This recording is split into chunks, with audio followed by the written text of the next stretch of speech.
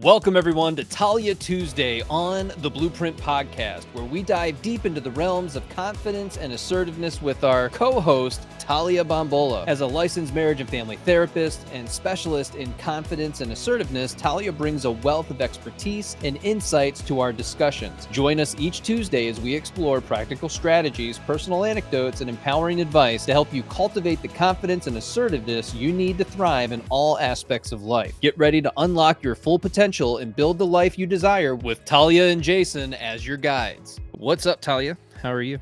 Just hanging out. Little one here. So cute. Well, both of you are welcome to Talia Tuesday since it is your day. Yes. We're going to start with kind of an easy question, but not really. It can get a little bit complicated. How to differentiate between being with an avoidant versus being manipulated? How can somebody tell the difference between those two things? I think the intent is what makes the difference. If you're with somebody, like we've talked about, who has avoidant attachment tendencies, is how I will word it, because it's not a diagnosis Right. at all. No attachment style is, and they're all fluid and can be changed. So if you're with somebody who has avoidant tendencies, their intent or motive in the behavior isn't to manipulate you or mess with your head or string you along. Like, that truly is not what it feels like in their body. It feels like, I need to protect myself from being engulfed and I'm going to pull away. When you're with somebody, no attachment style discussion, who is truly like a manipulative person, maybe they score on like the dark triad or the dark like four personality traits, like the Machiavellianism, all those. They're manipulating you because they get some sort of joy out of seeing you in emotional pain, or that's how they learn to survive, right? So like, separate from the people who are like more psychopathic, sociopathic, people who are manipulative, people pleasing is a form of manipulation. I want you to see me in a certain way. So like, there's the dark sides of manipulation, there's also the light sides of it. When you're with somebody who's manipulative, it's because often they can't face the truth in themselves, and or that's how they learn to interact with people in society, to not be honest or forthright, to be more subversive. And there is usually a secondary gain to the manipulative behavior, where with avoidant attachment behavior, that's designed to keep that person safe. And usually who's attracted to that are anxious people, so it doesn't feel safe to me. It's like, I don't want space, I want closeness. And the person is like, well, I want to pull away from you. They're not doing it to manipulate you to be like, now they're really going to be into me. Like, newsflash, the anxious is already into the avoidant. So we don't have to do more work for Right. that. It's the intent behind the behavior, I would say, is the difference. So, how can an anxious attacher learn to trust themselves in being able to differentiate between these two things by being able to recognize that this is avoidant behavior? They're emotionally activated right now, and what they're doing is not intentional. It's a reaction to whatever's going on in your current situation.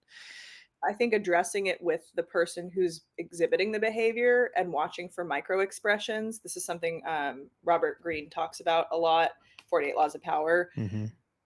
Watch for when you bring up what their behavior, how it impacts you, like what effect it has on you, and see that like first micro expression. Because if you tell somebody who doesn't really want to hurt you that it is hurtful, usually there's a flash of like disappointment, regret, remorse, like, crap, I didn't mean that. Whereas if you tell somebody who's manipulative, there's usually kind of like a little smirk. Like if you talk to Yeah. somebody and you didn't want them to get the job and they told you they didn't, and as much as you try to hide it internally, some people are like, oh, I'm so sorry, right? Like, keep an eye out for that first micro expression, because an avoidant may be more flat affect. They may emote and be like, oh, I totally get where you're coming from, because to them, they're not doing the behavior you're describing in a mean way. So they're like, what of it? They're not denying it. People who are manipulative are more likely to overdo it and be like, "Oh, I would never do that. What are you talking?" Like, trying to gaslight you, basically. Yeah, there's that bit of envy that comes out, and if you're not paying attention close enough, you'll miss it. Yes, true. But that smirk is definitely that sign. And if you're the type of person that gets joy out of someone else's pain Yeah, or circumstances, you really need to go inside and figure that out in yourself, because you can't escape that. You're giving yourself this life experience through that desire to see someone else in pain, and you're going to get that tenfold come back to you, because that's how you operate in the world. That's how you relate Yeah. to other people. And so you'll be in that place of anger and resentment for the rest of your life unless you begin to acknowledge that that exists in you and then start to do something about it. And where was manipulation modeled to you? And this is Yeah. obviously like it requires insight and self-awareness. For example, when we're dealing with somebody who genuinely has like antisocial personality disorder, narcissistic, like that cluster of personality disorders that's more against society.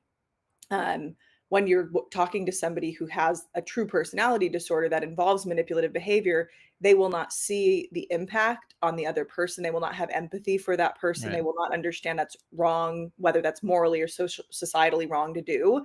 And they're like, but my dad modeled that to me. And if any of you have ever seen the Dirty John saga on or on Netflix now, it's on there. He was like local to Orange County.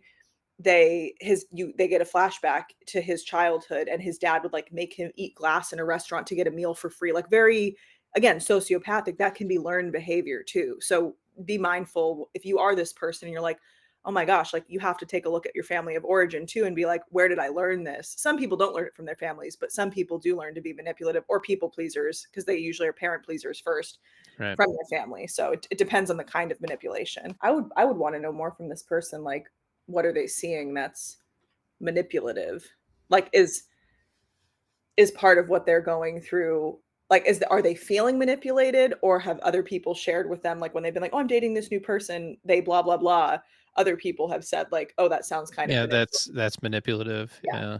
Yeah. I would be curious if Well, this, yeah, also I think a good way to wrap this up is like, if you're the person writing in about this, take a look at your inner world of where have maybe trust issues played a role in relationships, and have you been manipulated before, and or have you gone for the stereotypic avoidant attachment traits before, and now you're trying to figure out like, am I manipulating myself? Like how deep does this go? Like right. take a look at why you might be attracted to somebody who has more of, again, those like dark triad, edgy, maybe more manipulative personality traits. It's the most common when women are in their younger 20s to early 30s. And then all the hormones start generally to level out. And then you're like, oh, that's not like hot anymore that you have a motorcycle and you disobey authority or whatever else. Like that's cool when you're in your early 20s, but then you're 40 with 2 kids. You're like, that's enough. Like Chad, Right. I'm home, Chad. Yeah. So that's just the archetype I use. Chad or Skylar are usually the names I pick. Nice. Uh, Those are good names. yeah. So Appropriate. take a look at yourself. If you are used to being manipulated, where are you not setting boundaries, and where are you afraid that somebody's not going to like you if you are your true self, because that makes you more susceptible to being manipulated.